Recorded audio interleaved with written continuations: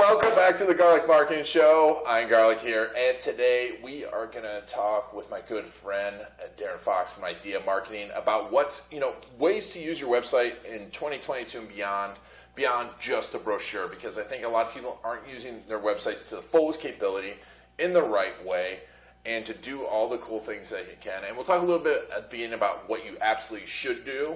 Number one, and then standards and what you shouldn't do, and then some cool ways to do it, including helping you to hire, helping you to educate and inspire your clients, what manufacturers can do, CPG brands can do. But before we get started, Darren, thank you for being on the show. I really appreciate it. Yeah, definitely. Thanks for having me. And Darren, tell me a little bit about how, let's do a quick story about how you got into web design and marketing.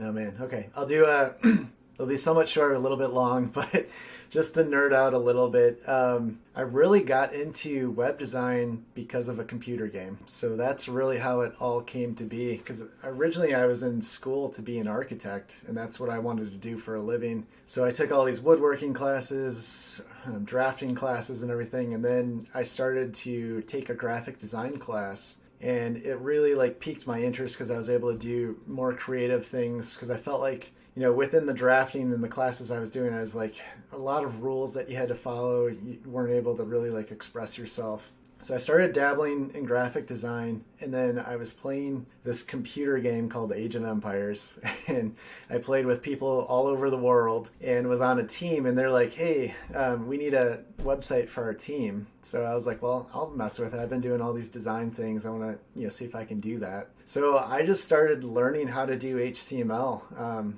kind of taught myself, and then by the time I was a junior in high school, I actually did a little freelance business. It was called a Fox Creation, and I was actually building websites for businesses locally. So yeah, it was kind of cool. That's how I originally got my start into it, because at the time, colleges weren't even really offering web design as a program because it was so new. So I did end up getting a degree in graphic design, and then I ended up getting an additional degree in web design when it started coming out a little bit later. Nice.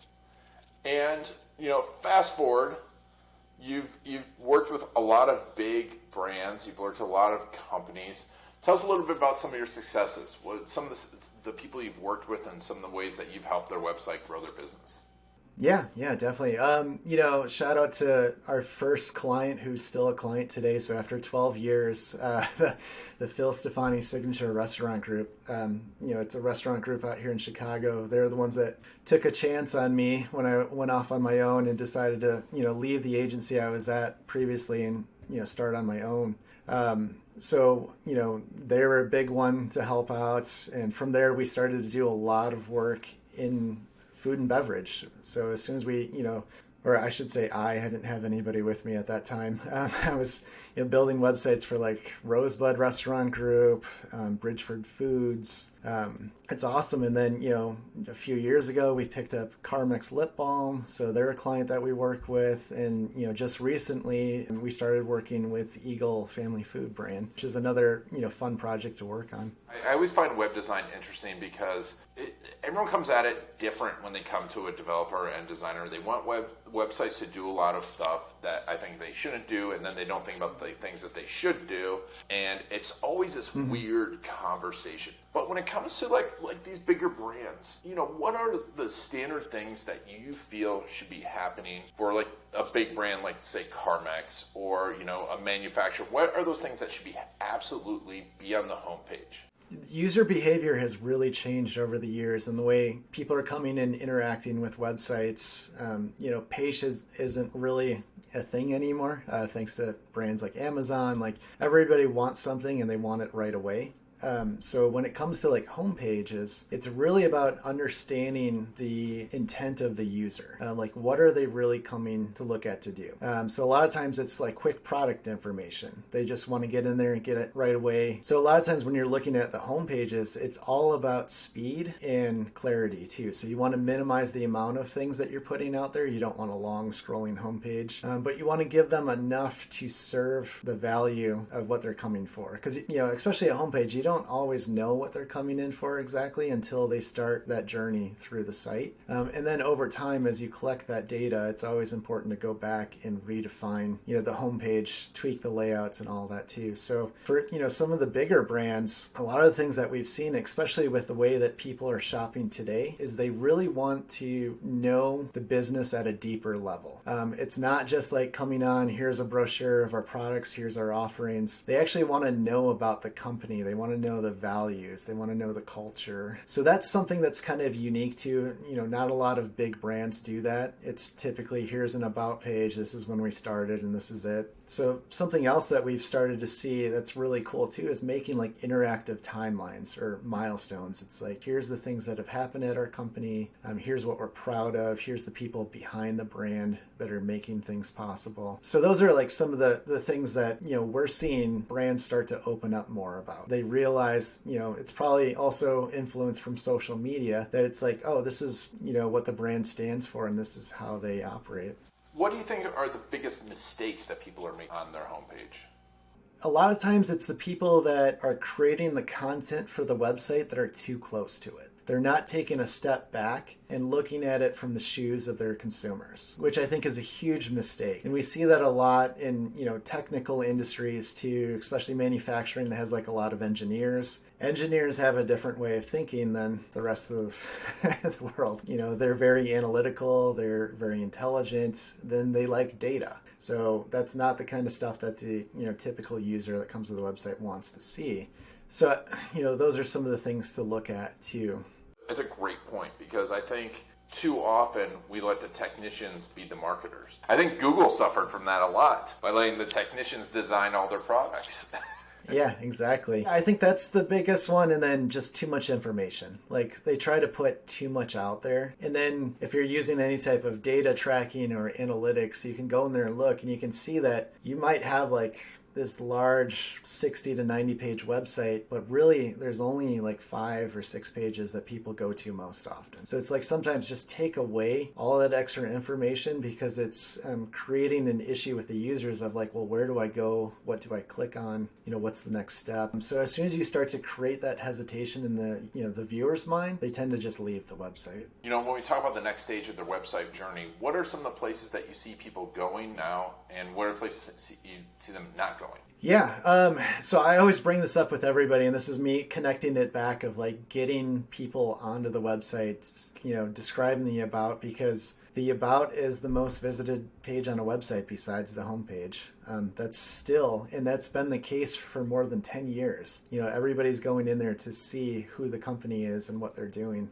So that's a big one. And then the other thing is not just showing what the product is. I think that's a huge mistake that a lot of like CPG brands and everything do. They really just say, here's our product and here's what it does and here's the features. Instead, like use it as an opportunity to inspire and give ideas of like what you can do with the product. Like what does the product actually make possible?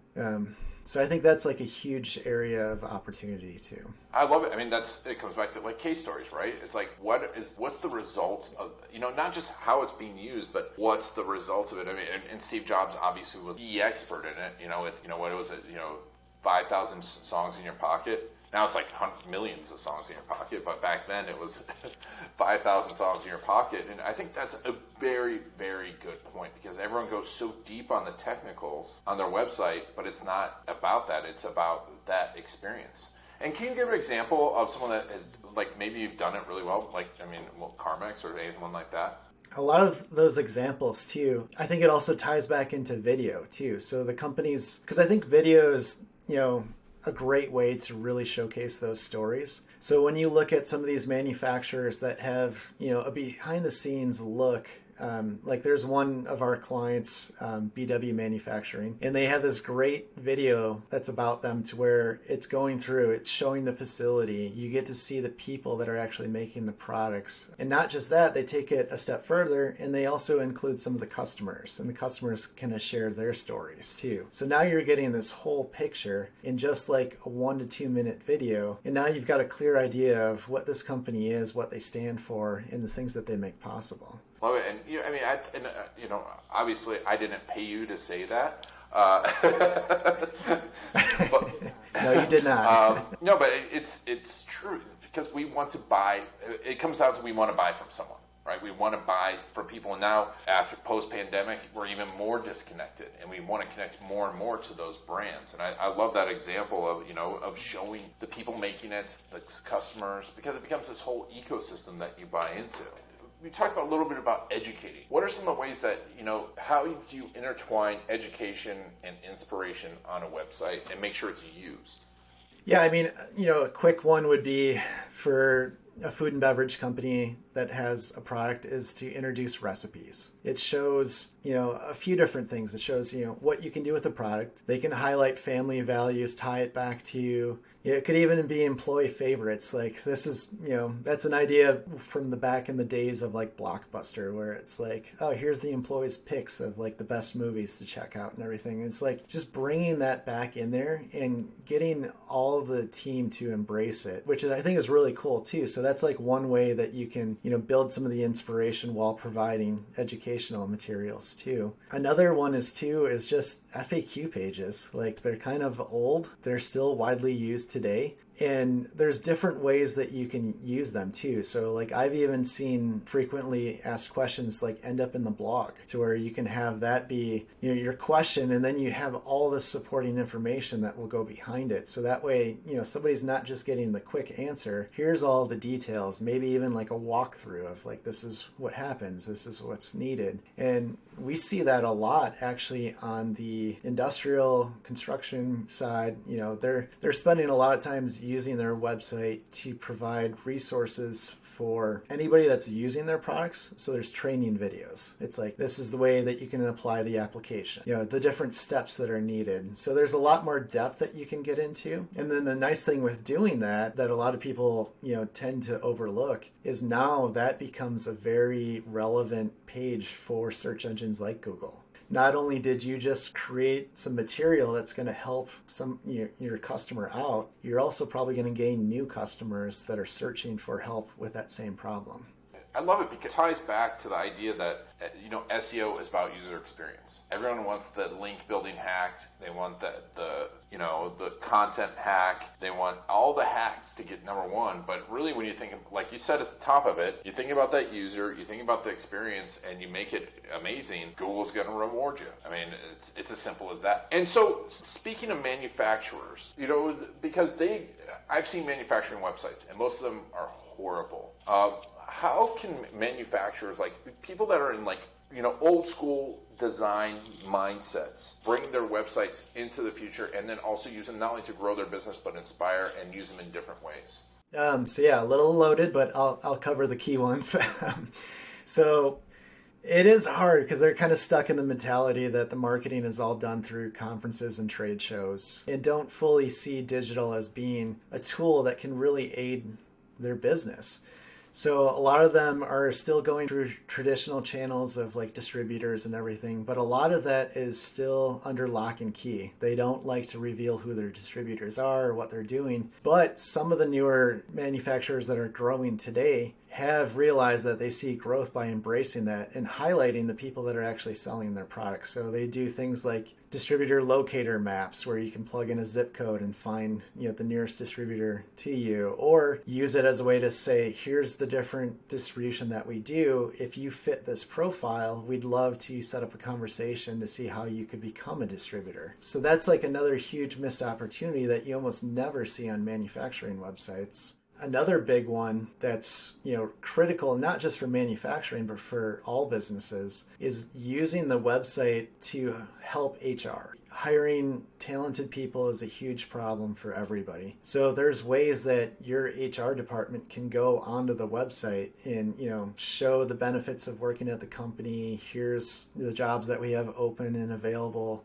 and then include that career application. But besides just a basic application, there's so many tools available that you can create mini tests. You can have them answer these questions, really test their skill set, so that way it's providing a little bit of a buffer so HR is not going through hundreds of applications trying to find the right person. That's one of the easiest ways to do it. I see that all the time. Everyone wants to go the old, here, apply for our job, and you can do so much of the pre-work on the website, so by the time you talk to someone, you're talking to someone who's pretty qualified and excited to work with you too, right? Yeah, and the technology, everybody has a cell phone, everybody can record a video. That's something that I think is also really helpful, is like ask a question and just have them record themselves, giving that answer. So that way you can see, how do they react, what's their personality like, everything. So it's almost like you're doing a screening without having to set up a screening time for them. Yeah, for sure. What's interesting is we are doing that right now we're hiring some new, some consultants who obviously will have to be on video. And how many people are refusing to be on video? And I'm like, you want a work from home job, but you don't want to be on video. I'm like, there's something wrong here. Yeah, it's not going to work. It's not going to work. But because I really like this idea too of keeping the hiring process on your website, because you're also indoctrinating future employees, aren't you? Yeah, and you're getting them used to interacting with the website. They're learning about your business. So it's not just like going to something like Indeed and you just blast your resume to whatever job is open and you don't even read what it's about. You just go off of the title. So yeah, it's a great way to get them more familiar with your organization too. Love it. So, Darren, obviously there's a lot to do, a lot of potential things to do on a website and to improve your business, and the value of working with someone versus just checking the website box, I think, is huge. Like yourself, how do you all go about discovering these things and deciding what to do next for someone on their website? Yeah, and this has come over doing it for now I'm going to age myself, but I'm an old man in the industry, so I've been building websites for over 20 years. So, in that industry, that's a long time. So yeah, we've gotten to really hone in on that process of these are the things that make a successful website. These are the answers that we need. So what we do is we actually spend a lot of time at the early stages in more of a discovery process of just going through, what are your sales channels? What is that experience like from customer that starts with like a service rep all the way through? Like we're really trying to hone in and get a better understanding of all the things that they're doing. So it's almost like we're being more of a business consultant at those early stages and just pulling all of this information out. So that way we can put together a much better strategic plan for the website too. Because that's one of the things too, is a lot of other agencies, I've seen it, like they just jump right into a design, but they don't even fully understand the customer or the content. So yeah, we're nailing down the content. We're getting all that stuff done before we even consider going into design. It's so important. It's like people going and pouring a foundation without figuring out what rooms they're going to have, right? It seems ridiculous, but I see it all the time. It's like, I just want a website. And so tell me about working with Idea. Who do you work with? And obviously, we were talking about manufacturers, CPG. Tell me, we talked about some of your clients. Who do you work with, and how does someone get in touch with you? Yeah, so we work with all types of businesses. Nationwide, we've got clients all over the world too. We've built resorts in Mexico, nonprofits in Australia. So, we've seen it all over the years, but yeah, our main focus is in the industrial manufacturing space and CPG. So those are the types of clients that we really like to work with. And we've embraced this whole remote agency. So we used to have headquarters out in Chicago and decided that, we're just as effective doing this remotely. So it's been nice. I've been able to bring talent from other areas. So we have a great marketing person down in Florida now that's part of our team, and another one in Arizona and North Carolina. So we're getting talent from all over, which is awesome because that allows us to compete with these really big agencies that have 100 plus employees. But at the core of what they do, it's kind of broken just because there's so many people there. So by being small and nimble, we're able to deliver like the same type of things that we, the big agencies can do for a lot of these really big brands. Yeah, I think that's crucial. Like, a team is important, but I think you get too big, you drown out the ideas. And I was just thinking about that the other day, and that's when you get websites that are really, really generic because you've had 8,000 people looking at it. Yeah, and I'm like still passionate, so like I love to be hands-on still. So like if we grew into a bigger company, I may not ever see or touch a project, but I think that's something too that a lot of the big brands, when we jump on a call together, our whole team is on the call, including myself too. They're like, "What are you doing on here?" I was like, "I'm helping out. Like this is what I'm passionate about. This is what I'm excited to work on." So yeah, I think that's cool. So I couldn't agree more with you about keeping small, nimble teams. I agree, and otherwise you got to have that balance of what's working, but also standing out, right? And that's it's a balance. Awesome. Well, Darren will put Idea Marketing will put a link in the show notes, link to LinkedIn. I really appreciate you being on the Garlic Marketing Show. It's always fun to talk to you. If you all are looking for an incredible website design. Something unique, especially if you're in the industrial manufacturing space, make sure to check out Darren and his team. Not only do they do good work, but they're great people.